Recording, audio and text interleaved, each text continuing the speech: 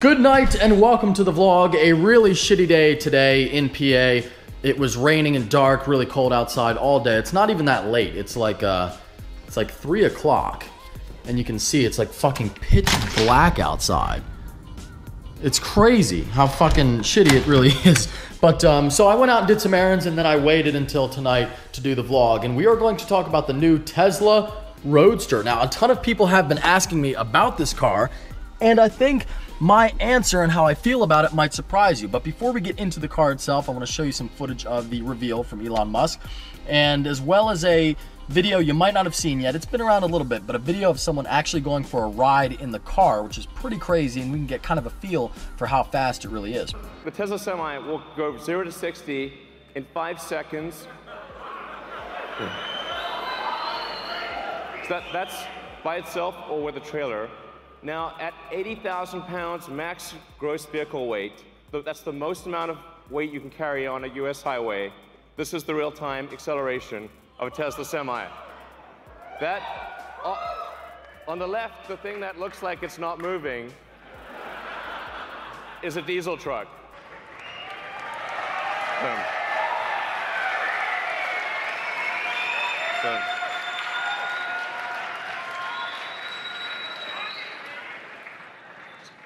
So the reason 400 miles is important is because you have to take a break eventually.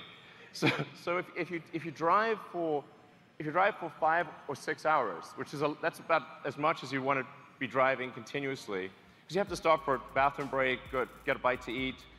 In fact, you're legally required to stop for 30 minutes. So that by the time you're done with your break, the truck is ready to go. You will not be waiting for your truck to charge. And that defeats rail in a convoy scenario. And production begins 2019.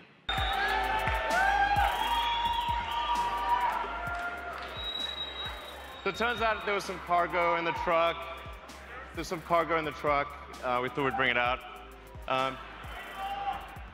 We started Tesla with a sports car, Tesla Roadster.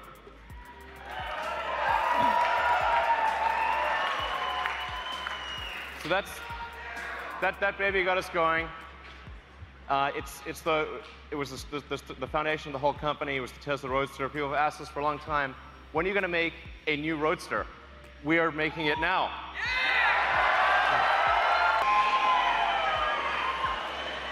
So the new Tesla Roadster will be the fastest production car ever made, period. It'll do the quarter mile in 8.9 seconds. Okay, this is what we're achieving in the prototype. I wouldn't say what the actual top speed is, but it's above 250 miles an hour. Ooh. All right. So the screen's right in front of you. This screen will go flat when we go quad mode. Okay. All right, ready? Head up against head restraint. Yes, sir. 2, 1. Oh my God! Oh my God! Woo! Oh my God! That was like a roller coaster. Oh my God, the G-forces.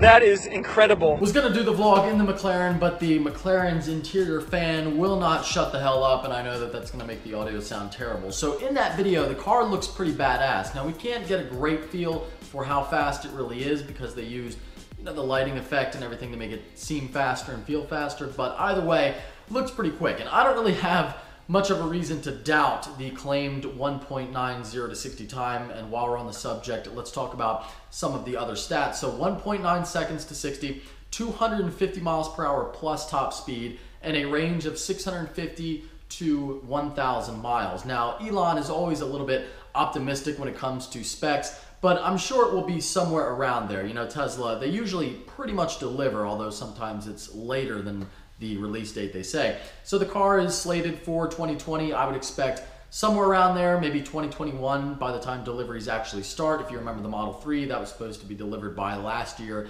Just now deliveries are starting. But either way, I think the car is gonna be pretty much insane. And this is, I really think we're on the tipping point of where the electric car will really kind of set the regular internal combustion engine vehicle back into the Stone Age. And the reason why I say that is because, you know, you look at the Model S, which is not really the Model S or the Model X, which is not really a performance-oriented vehicle. It's really just kind of a daily driver that has a fun mode where people can fuck around in and launch and have fun with their friends and everything like that. But it's not designed specifically to go fast.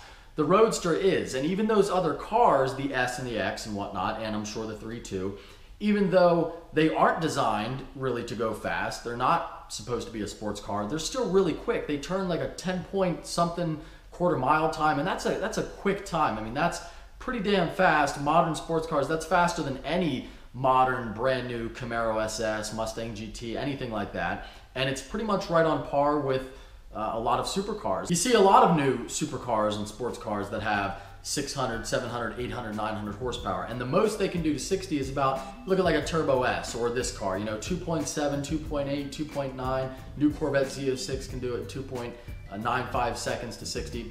And all those cars are essentially limited because of traction. It doesn't matter. That's why it doesn't matter if you have 650 horsepower or 1,000. You can only get this 60 time so low because you just can't go that fast unless you have all-wheel drive, and also, or an effective all-wheel drive system. And also the fact that the Tesla is going to make all of its torque instantly. You don't have to wait until 3,000, 4,000, 5,000 RPMs. It's going to have all of its power right away, and no, you're not wasting any time shifting, no transmission.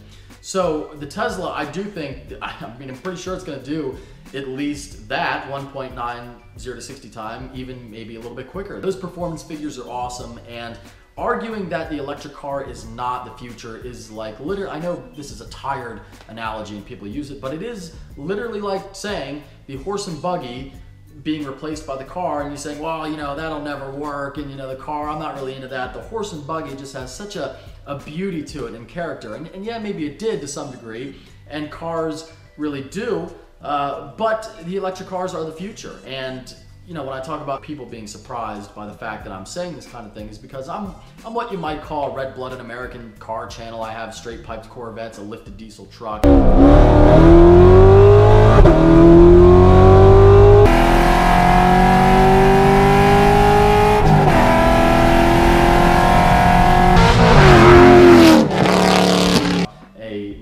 Here behind me. So I love my cars. I love my internal combustion engine. That's what made me fall in love with vehicles, the sound, the character, everything about it, just the soul that they have.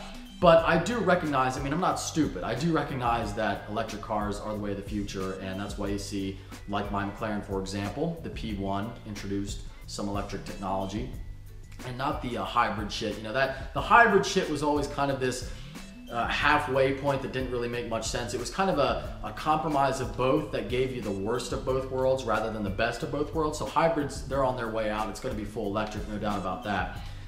So, you know, being the guy with the loud and brash sports cars, I still accept the fact that electric cars are the future, and I'm excited about it. You know, the Roadster would be a cool car. I do plan to get one. It's a little bit early to say, yes, I'm definitely getting one, but in all likelihood, that is going to be my first electric vehicle purchase. I wouldn't want a Model S, or you know, the X would be a cool daily driver right now, but it's not something I really want. But the Roadster is the first car I look at and say, wow, I really actually want that. One of the other reasons why I do love Tesla as a brand, even though I don't really want to own one right now, is because, and I think to get one you have to put 50 grand down, which is a lot of money, but I'll do it.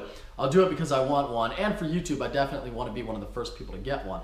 But one of the reasons why I love the brand as well is because it's an American brand. Designed here, built from the genius American minds that are pushing this new technology, and I think that's great. You know, that's something I can look at and be proud of. So I don't look at it as Tesla coming along and ruining the vehicle as we know it and the gas engine.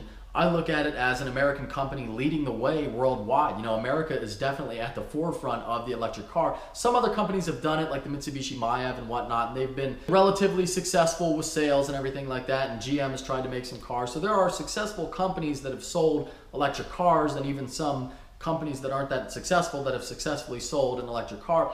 But there's no company like Tesla. You know, they sell exclusively electric cars, and they're killing it. I mean, people, like in Doug DeMura's video, he talked about people lining up, camping outside of the store. When's the last time you heard about people doing that for any other car? They don't. Even the most in-demand, crazy supercars people don't bother because they know it's only going to go to a couple of billionaires who can afford to get one right away. So you don't have to deal with that bullshit with Tesla. There's no MSRP markup, at least not when they're sold brand new. So the hype behind the brand, I think, again, I'm in support of that, and I think that anybody who says that Teslas are ruining the car world for enthusiasts, I mean, they're not ruining it. They're just doing what they're just operating business. That's just the way society is moving. It's not like Tesla is creating the demand for the electric car. It's there. Tesla is just filling the demand. In America, for example, we just had Trump elected last year, and he's going to relax a lot of the emission standards, already has taken steps to do that. But even so, you can see Tesla not slowing down. So it's not the regulations, it's not anything like that, it's not the government subsidies. Nothing is driving the electric vehicle sale except for the economy as a whole and people as a whole. You know, we are the driving force of that, and that's definitely the way of the future, like I've said. It's nice as well because you get an added bonus with the electric car, and that is you get to save and help save the environment. Now, the problem here in America is that we still get the vast majority of our electricity from fossil fuels. So the idea of the electric car is, oh, you power with electricity, and then ideally you would have that electricity coming from solar, wind, and things like that. And it's happening slowly. We're not there yet, of course, but it is in the process of happening. So once we get that worked out, then the electric car will really fulfill those promises of being great for the environment. So yeah, I'm pretty much all about Tesla and the new Roadster. And even if you want to be one of those guys who says, oh, the gas car is always going to be around, and no, the electric car is not going to replace the gas vehicle, even if you want to be nostalgic and talk like that, you cannot argue the fact, unless you just deny factual information, you can't argue the fact that a electric car far surpasses a gas car when it comes to performance numbers. I mean, this car is going to walk out of the showroom and do an 8.9 quarter mile. Now, if you know anything about drag racing, 8.9 seconds is insanely fast. You look at the Dodge Demon, which was like groundbreaking when it was going to run a 9.6 from the factory, and that's a purpose-built, essentially, drag car that is legal for the street, but we're talking drag radials, skinnies up front, so you can't really make turns or anything with those type of tires. Your braking is severely hindered by those tires.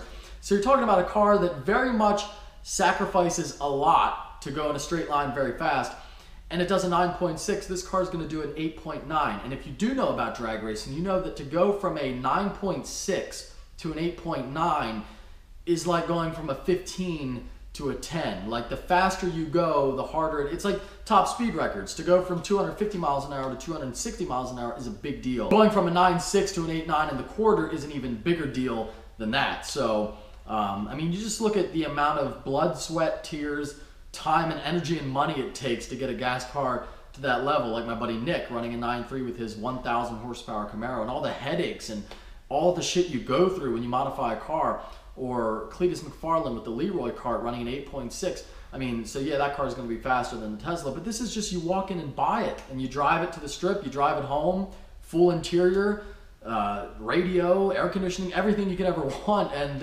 you know, those are like, again, purpose-built. Those are essentially like race cars, so that's pretty awesome to me. It's not all great. The one downside I see is that the aftermarket world, which is what I love, putting an exhaust on my car, doing the bolt-ons, tuning it, I don't know what the hell is going to happen with all that. Andy might be out of a job, which, you know, it's kind of like funny now, but it's not going to be funny in 5 to 10 years when that's a reality. I mean, I'm sure there's always going to be a market for tuning the old vehicles and everything, but eventually that will run out, and I'm not sure what you can do to a Tesla. I mean, you might be able to get in there and modify the torque management system and things like that, but as far as mods go, there's no exhaust, you know, there's no intake, there's nothing you can add to the vehicle, so that kind of sucks. But let me know what you think of the new Tesla Roadster and I guess electric cars as a whole in the comments below. I hope you enjoyed the upload, and if you did, give it a big thumbs up. If you are stopping in for the first time, please subscribe. Take care. Have a great day.